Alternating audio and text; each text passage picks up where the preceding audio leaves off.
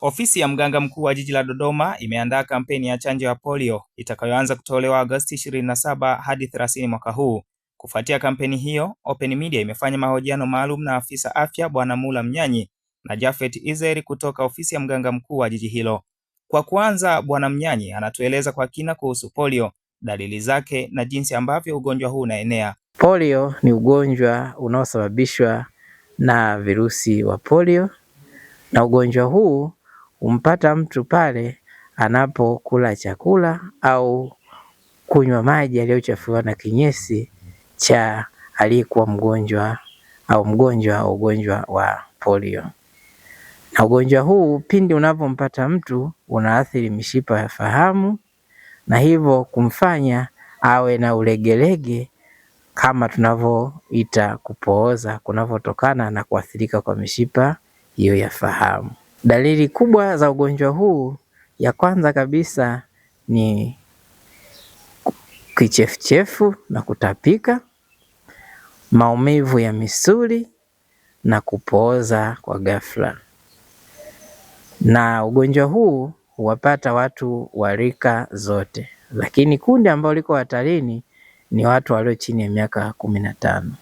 Miongoni mwa njia za kujikinga na polio ni pamoja na chanjo. Ndiyo maana halmashauri ya jiji la Dodoma imekuja na kampeni hiyo.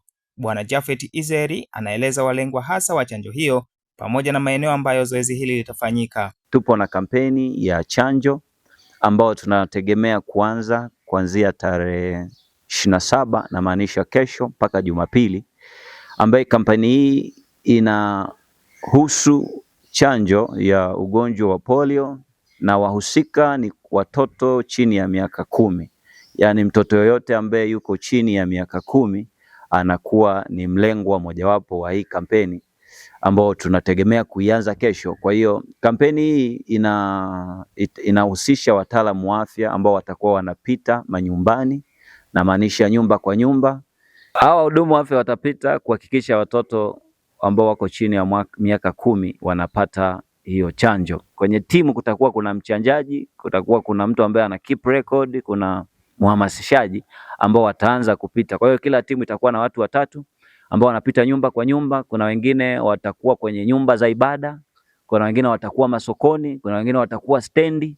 Tunahakikisha mtoto asiachwe. Yaani kampeni yote ambayo inapita kwa Dodoma jiji zima, tunahakikisha mtoto asiachwe na hii kampeni au na hii fursa ya mtoto kupata chanjo ili kujikinga na ugonjwa wa polio. Lakini kingine ni waombe wananchi kwamba kila nyumba ambayo tutapita, kama wamepewa chanjo, hiyo nyumba tutaweka alama.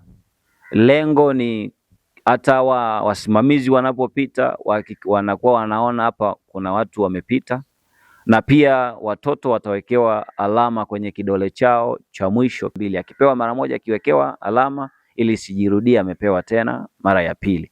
Lakini unaweza ukajiuliza kwa nini halmashauri ya jiji la Dodoma inafanya kampeni ya chanjo ya polio ili hali kuna kliniki za kawaida za kila siku ambazo pia hutoa chanjo hiyo. Huyu hapa tena Mula Mnyanyi akitoa ufafanuzi. Tunafanya kampeni ili kuwafikia walengwa wote ambao hawakupata chanjo kwa namna moja au nyingine. Tunafahamu ziko sababu kadha wa kadha mtu anaweza kukosa chanjo. Lakini vile vile inawezekana chanjo haikufanya vizuri kwa sababu kuna wengine labda inawezekana chanjo alipata lakini ilikuwa ni matone labda akatapika, haikufanya vizuri katika eneo.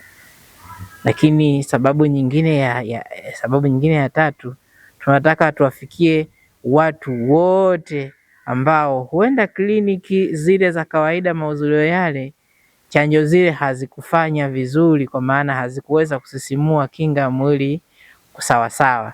Hivyo tunataka tuwafikie wote ili kuwalinda kusiweze kutokea mlipuko aina yoyote wa aina hii ya ugonjwa, kwa sababu usipowakinga inaweza kutokea mlipuko.